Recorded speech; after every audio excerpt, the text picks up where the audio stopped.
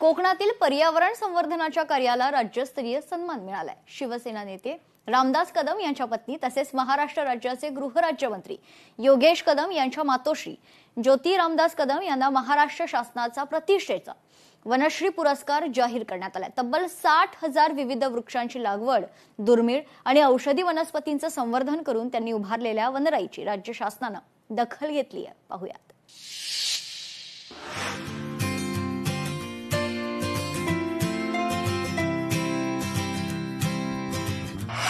60,000 वृक्षांची उभारली हिरवी क्रांती। दुर्मिळ औषधी वनस्पतींचं संवर्धन ठरलं प्रेरणादायी। पर्यावरण संवर्धनासाठी राज्याचा सर्वोच्च सन्मान।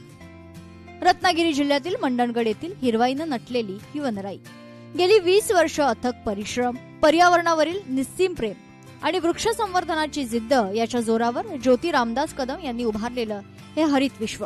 त्यांच्या या कार्याची दखल घेत महाराष्ट्र शासनानं त्यांना वनश्री पुरस्कार जाहीर केलाय। शिवसेना नेते रामदास कदम यांच्या पत्नी आणि राज्याचे गृहराज्यमंत्री योगेश कदम यांच्या मातोश्री असलेल्या ज्योती कदम यांनी आतापर्यंत तब्बल 60,000हून अधिक विविध वृक्षांची लागवड केली आहे। विविध फळझाडांसह अनेक दुर्मिळ आणि औषधी वनस्पतींचं संगोपन करून त्यांनी पर्यावरण संवर्धनाचा आदर्श उभा केलाय।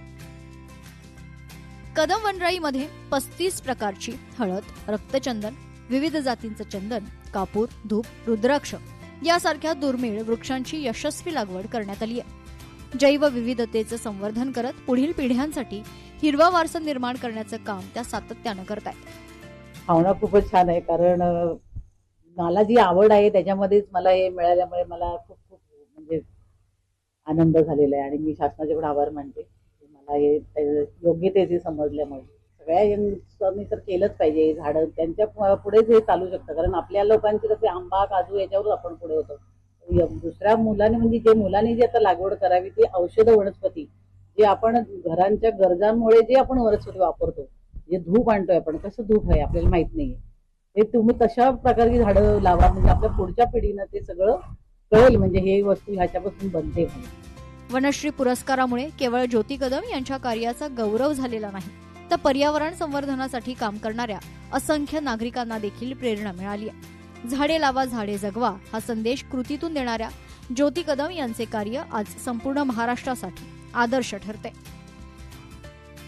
सामान्यपणे वृक्ष लागवडीची चर्चा केली जाते, मात्र ज्योती कदम यांनी केवळ झाडं लावली नाही, तर त्यांचं संवर्धन करून हजारो दुर्मिळ आणि औषधी वनस्पतींचं हरित विश्व उभं केलंय।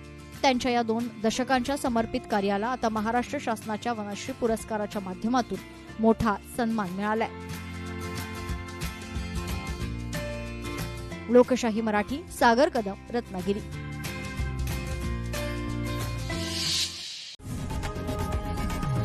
लोकशाही मराठी ऐका, पहा, जागरूक रहा।